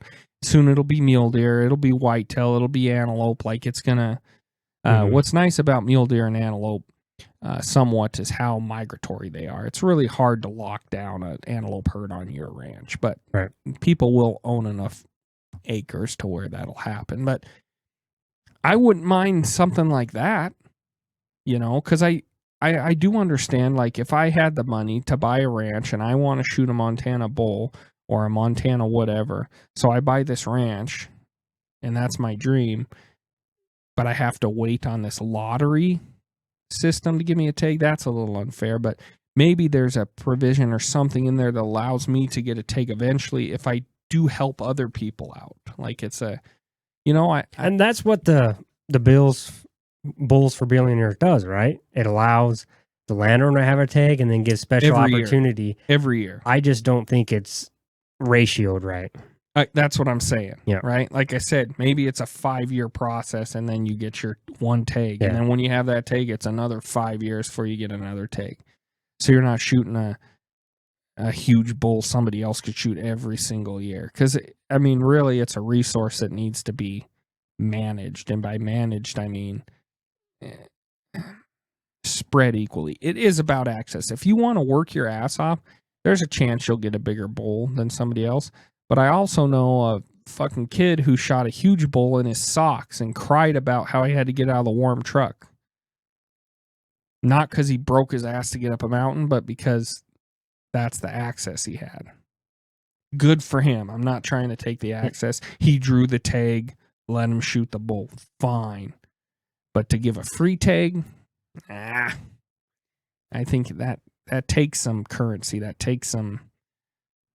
What are you going to give me? All right, we'll get you a tag, but let's make it worth it. Let's make the ratio fair. My conflict is I don't see how that passed. I understand opening... In 21, you mean? Yeah, because what do you mean you don't understand how it passed? What did Probably it do? not too many people are aware of it. And lobbyists. And then there's enough money behind it. I mean, the Wilkes brothers could, in Montana, fund how many lobbyists to get that pushed through? Yeah. Oh, yeah. All right. What do you think about this one? You got another one? House Bill 139. Sounds familiar. It seeks to restrict the closure of mule deer buck hunting during the general rifle season in November. You sent me a little thing on this. So they want to prevent the closure of mule deer season during the mule deer rut. Yep. Other states close during the mule deer rut. Yep. I think Wyoming does. Yep. You have these big mature animals act like they're teenagers again. Yep. And are susceptible to hunting pressure. Yeah. And this bill would make it what? Like, it doesn't allow who to stop the rut or stop hunting during the rut. Doesn't allow the commission to stop buck hunting during the rut. The after Thanksgiving hunts. Well, here's what I'll say, because I'm kind of torn on this. I've learned a lot this year. One thing I did learn was a little more about the Fish and Game Commission, and I was disappointed. Mm-hmm. You know, kind of like we were talking about FWP and talking about the national parks, and it's these people that at first I was under the impression they were like experts in their field, or they took stuff into consideration. And the Fish and Game Commission especially is just a bunch of nobodies that they're well-established people. I mean, well, they've had good careers. Don't get me wrong. They're I'm not saying focused on the ecology of animals. No. Yeah, they're from different. They're from different backgrounds, different, and they're not voted in. They're appointed in, and even the decisions they make, I've watched them, and I'm like, there's no data or science on this. They were making these, just weird kind of like deals you would make. And so this guy told me this, so yeah, I'll go ahead and I'm going to vote this way on this. Yeah, and I was just very disappointed with how the Fish and Game Commission is done. Functions. So a bill restricting their power, I'm for. Now, what's it restricting? It's restricting their ability to close the season during the rut. Mule deer buck hunting during the rut. We have an issue with mule deer. Fish and Game is the culprit to it, in my opinion. I am working right now with a bunch of data. It's not very good data, but the best I can with the data to see if there's a correlation in pressure and mule deer numbers and everything. Taking away the hunt during the rut would upset me because I love to hunt mule deer during the rut. Because you can shoot a big buck. Not only that, it's just kind of a cool time to watch deer. They're very active. Like you watch the bucks fight. It's a whole thing. And I guess you can make the argument I could go sit in the hills and watch them without a gun. Yeah. All right. But I got to murder something to enjoy it. Yeah. Because they taste good. Yeah, I get some hate for that. I do like mule deer. I hate to say it, but a lot of people won't even. I like them. Man, I do think something needs to be done about the mule deer in Montana. Well, clearly. Clearly. This is kind of a double-edged sword. But there's no doubt about it. It's easier to find more mature deer during the rut. Yes. And the amount of memories we have because you're hunting these animals during this certain time of year. Mm-hmm. But with the increased hunting pressure, with X number of people moving here, X number of out-of-state tags that are here, is that sustainable? What I think the solution should be is I think they should not allow out-of-state tags, non-resident tags to hunt during the rut. I think it should be resident tags only during the rut. I don't even care. Of course, you're a resident. Well, yeah, but I pay taxes here. I don't want people moving here. I pay taxes, so I'm the only one allowed to shoot big deer. Do you pay taxes? Yeah. Yeah. So, we don't have a sales tax here or anything, but I don't know. There's some loyalty stuff there. Like, what's the benefit of living in Montana? I can hunt mule deer during the rut. That'd be a huge one if I'm coming here to, and what would be even cooler is the out-of-state landowner tags you're talking about, the non-resident landowner tags are given out. They wouldn't be able to hunt deer during the rut because they're not residents. So they'd hunt different time of year. You're saying let's restrict hunting during the rut, but let's limit it to non-residents. That's your master plan. I think something needs to be done. Okay, let's clarify this. When you say something needs to be done with the mule deer management in Montana, what do you mean? When I said clearly something needs to be done with the management is mule deer number, especially on the east side of the state, is dwindling. Yes. And I mean, we can get into the specifics of the data later because I think that's a lot of the data that you requested. But basically, you weren't allowed to shoot a doe this year. So then what did that do is that killed all your young bucks. And now you're hunting during rut, so then that kills all your big bucks. So what are you left with? Whatever made it. Right, which is nothing. Montana's not really managed. There's certain regions that are, but generally Montana's not managed to be a trophy state. No. Should it be? Yeah. Oh, yeah. And your reasoning behind that is what? Because there's trophy animals here. But why? I mean, who cares? Can't everyone just go fill their freezer for a deer? I guess. Well, there's different motivations. You're not paying an outfitter to fill your freezer. I mean, you could. Yeah, but you're not. Typically, yeah. People aren't coming here and paying an outfitter thousands of dollars so they can be like, I filled my freezer this year. Yeah. No. Fair enough. The big money in the outdoors is the trophy. Yeah. So your idea is Montana should get more to a trophy animal management state? I like how Colorado just went to special draw for all out of state. Because what was happening there? Yeah. They were getting just bombarded. And then here's the worst type of people. I just despise. I would, if I found you in the woods, I'd dispose. This is sounding like a rap lyric. I think you're confessing to something. And again, the love of money, right?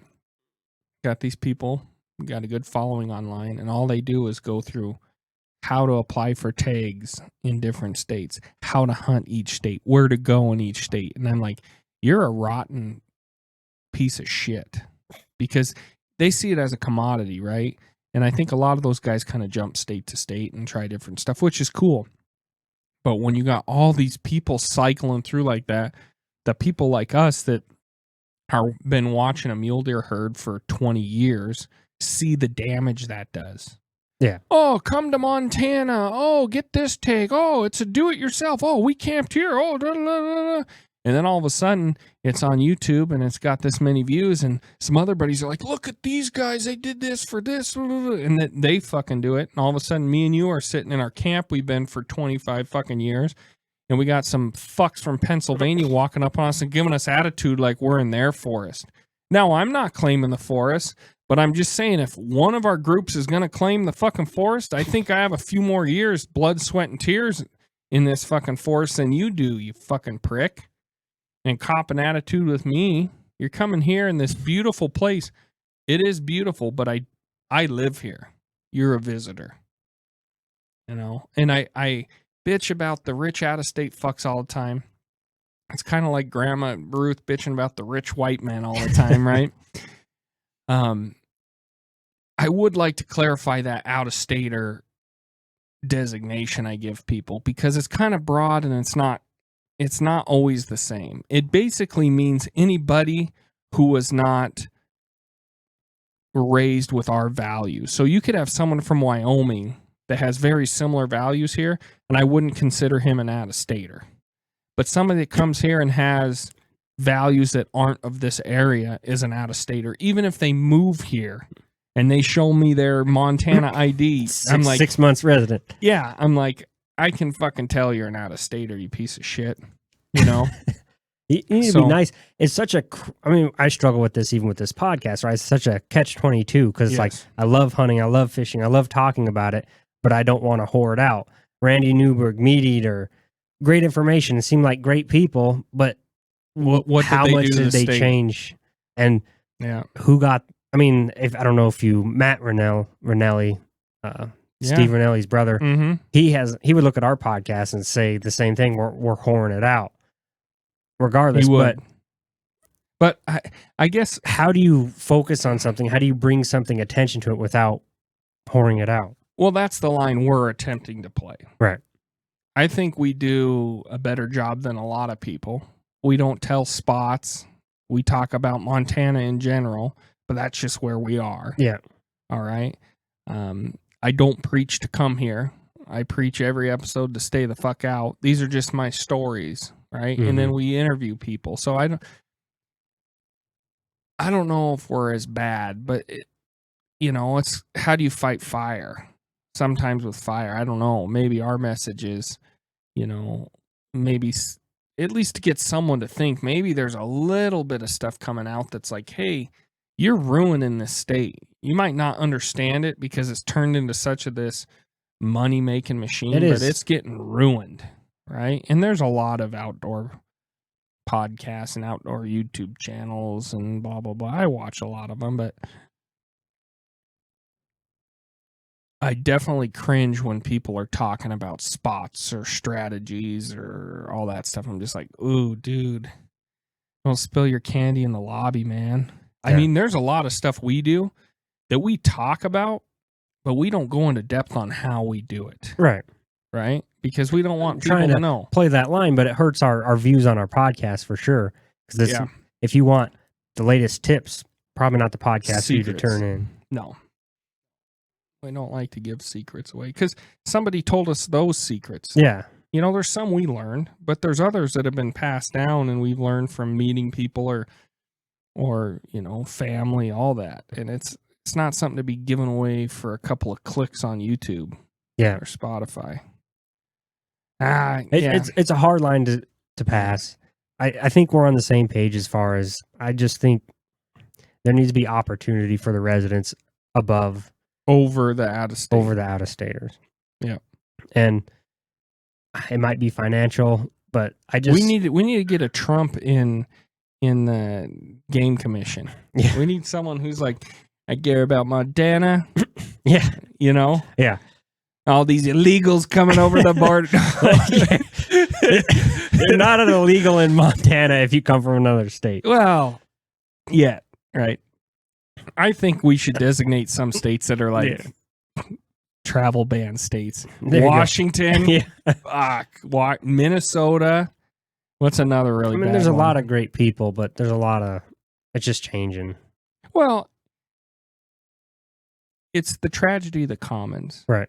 Maybe all the people, they're not, but maybe let's just say for argument's sake, the hundreds of fucks that come from Washington, right?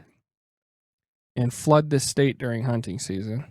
They could all be wonderful people, but at the end of the day, you're competing for the same resource. You're competing on a limited resource. So, and that's what's hard about it. That's what's really hard about it. Because we have friends that are from out of state, and I'll say this. They wanted me to go out. We've gone out. We've done stuff. But I'm like, we're not posting about this on Facebook. We're not, I was here next to this creek. No, like, you keep that shit on the DL. Yeah. Post your nice buck. Thanks. And that's it. Like, yeah.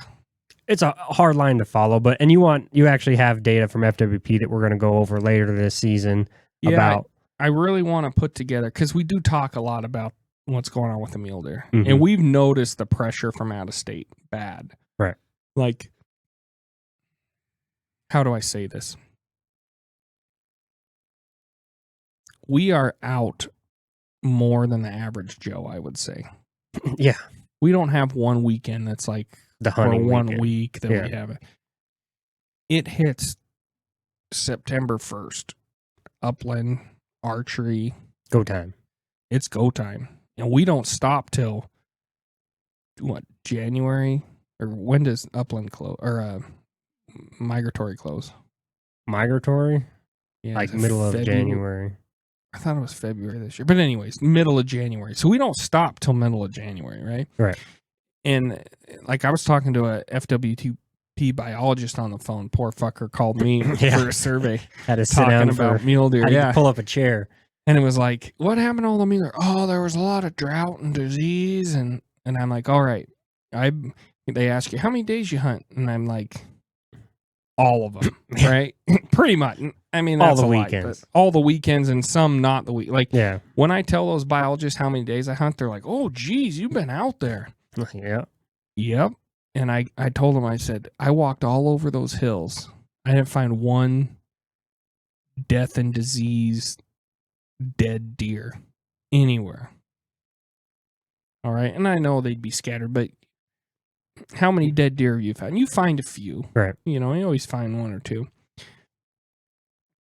And the biologist is like, I wonder why that is. And I go, it's because all the deer that died were thrown in the back of the trucks from people from Minnesota, Washington, all these out-of-state people coming in. They left the fucking state. They took these deer away. There's no bodies. I'll be interested on the numbers that you Yeah. have as far as licenses in-state versus out-of-state. And I'd like to dive into that deeper in a later episode. I will say, just briefly looking at it, 2020, there's a spike in licenses. Both resident and non-resident? Yep. But if you remember, our experience is about the same. Makes sense. So, yeah, I did this records request. It takes forever. And then on top of it, they emailed me back like, hey, here they are. You got to send us some money. And I didn't see that email because it was like 3 months after I requested it. It just was in my junk or, finally I'm like, what's this email? Or I think you told me, you're like, I think you got an email a while ago. Yeah.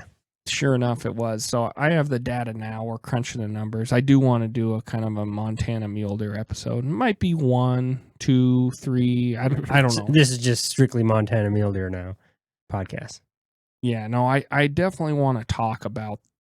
It's an issue. The numbers in depth. Yep. It's an issue. And it's not just, and it might be a next season thing too. I don't quite know because there's a lot of stuff to take into account. Forest fires is another one. They devastate this state and then they keep the pressure up. Like you got a place hits with a ton of wildfires. The deer have nowhere to hide and then you let all these out of state fuckers come in and they just. Hey. Sorry. Be nice. Rain it down. Push it down. There's good people. People who enjoy the same thing you do. I'm not saying they don't. To our listeners, when you start saying out-of-state fucks, I mean, that turns a lot of people away. Let me put it this way. When you grow bacteria in a petri dish, it starts growing. And then what happens to the center? When it starts growing big. Oh, Jesus, biology. Dude, the center starts dying. Oh, does it? Yeah, because it uses all the resources. Gone, right? Okay. That's what's happening here. They can be the nicest fucking guys. I don't have anything against you. But at the end of the day, when I look over and there's a Washington guy parked where I've been deer hunting for 20 years, I don't like the guy. He could be the nicest guy in the world, but, we're in competition. I'm a cold-hearted son. I'll tell you one. I'll tell you what. I got a nice antelope. Almost like it's record. Huge. It's the biggest antelope. So what is Boone and Crockett, Montana? 80. So mine's like 79 and 7/8. Yeah. 15, 16. It's up there. I'd have to get it officially scored, but it's a good antelope. Mm-hmm. We had him spotted because I tried to get him with a bow. All right. I was heading over there opening day of rifle. I got up early and I'm driving like a bat out of hell in the dark. I'm like, I'm going to get in here, find this buck. Coming the other way is headlights. They're a ways off, but I'm like, they're not going the same spot I am. Like, and you know what antelope hunting's like. It's like massive chunks of land. And right when I get to this corner, that car beat me. I mean, I was like right there. He was right there. So I was right on his ass, and he was from Washington. And they drove, and they turned on my road I'm going on. I'm staying on their ass. I'm like, I'm going to get to this spot, right? Well, he's like, I'll be a nice guy. I'll let you by. You're trying to get somewhere. So I get by him. I drove over, pop up. I park where I'm going. Well, when he pulls up, that's where he was going. Oh. And I know he was like, fuck, I shouldn't have let him by. Yeah, he's trying to be a nice you're guy. A piece of shit. Well, he's from Washington, so I didn't so it didn't matter. This is how cold-hearted I am. He pulls up around. I'm already out. Like, I'm watching him pull up from the field, like, because I'm not playing games. I've had people do that, pull up next to you and get out and walk right where you're parked. That happened to us for your elk. Yep. So I was like, no, I'm going to be in there. So I got in there and I'm sitting waiting for light. And here I see him as a dad and his little son. Might be his first antelope. He's, and I thought. You're a piece of shit. I thought, you out-of-state fuck. Hell, get in it, Dad. Yeah, get back in your fucking truck. You need to be reined in. Well, if it makes you feel any better, no antelope to be found on that truck. And they left, and I was walking back, and lo and behold, here comes some antelope running from, I don't know. Antelope are like ghosts of prairie, right? Yeah. Some land I couldn't hunt. All of a sudden, there's antelope filing in land I can hunt, and that big buck showed up, and I did end up getting him. slept fine all fucking night. Didn't bug me at all. My But word. Some poor little guy is out with his dad, spent a ton of money. Ruined by you in a little red truck. Yeah. And he let me buy. Yeah. And I should feel bad. I feel bad for not feeling bad. Does that make sense? Yeah. Like I you should feel bad, but I don't. You don't. No. And you said something the other day. You got your little what's your kid's name, Harlow? My little kid. Little kid, your little boy.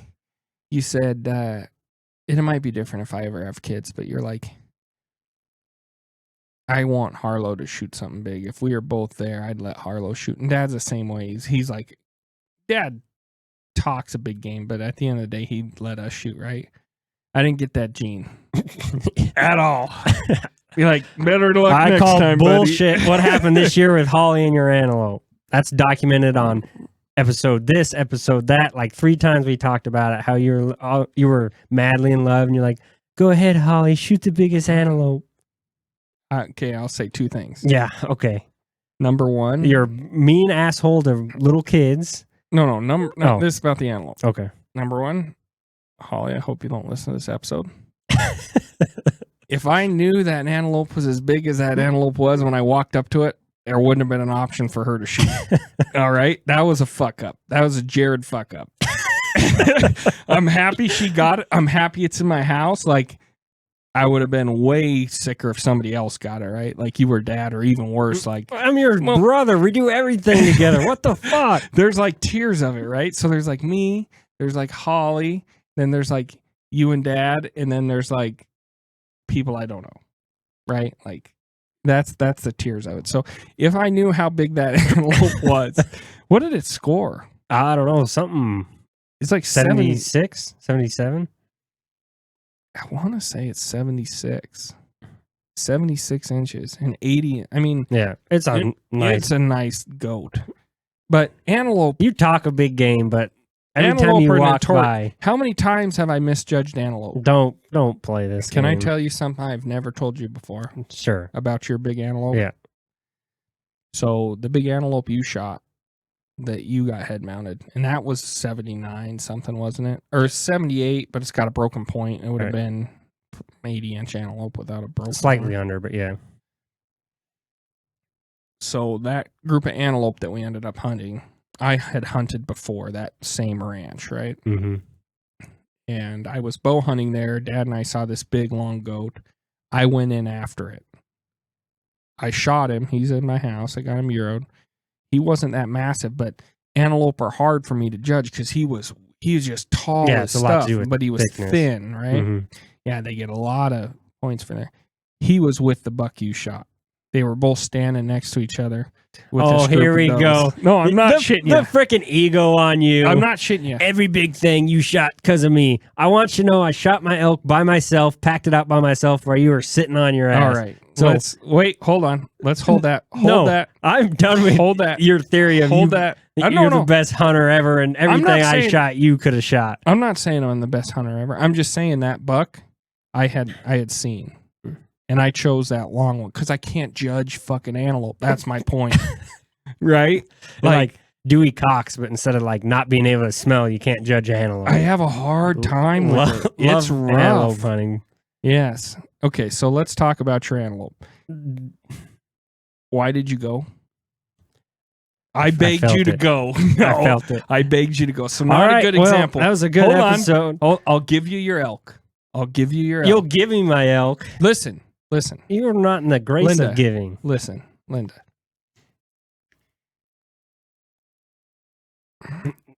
Who found those elk? I did.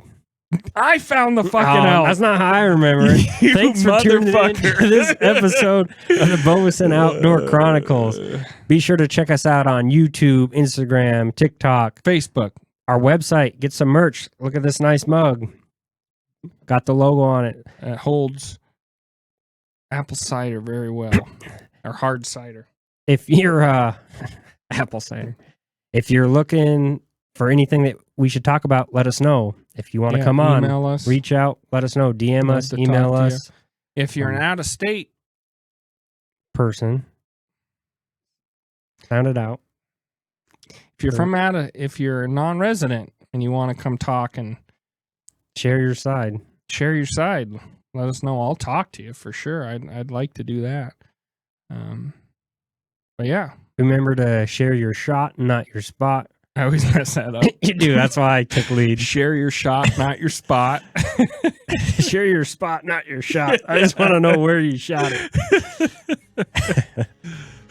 But until next time, we will be surviving the week to live on the weekend.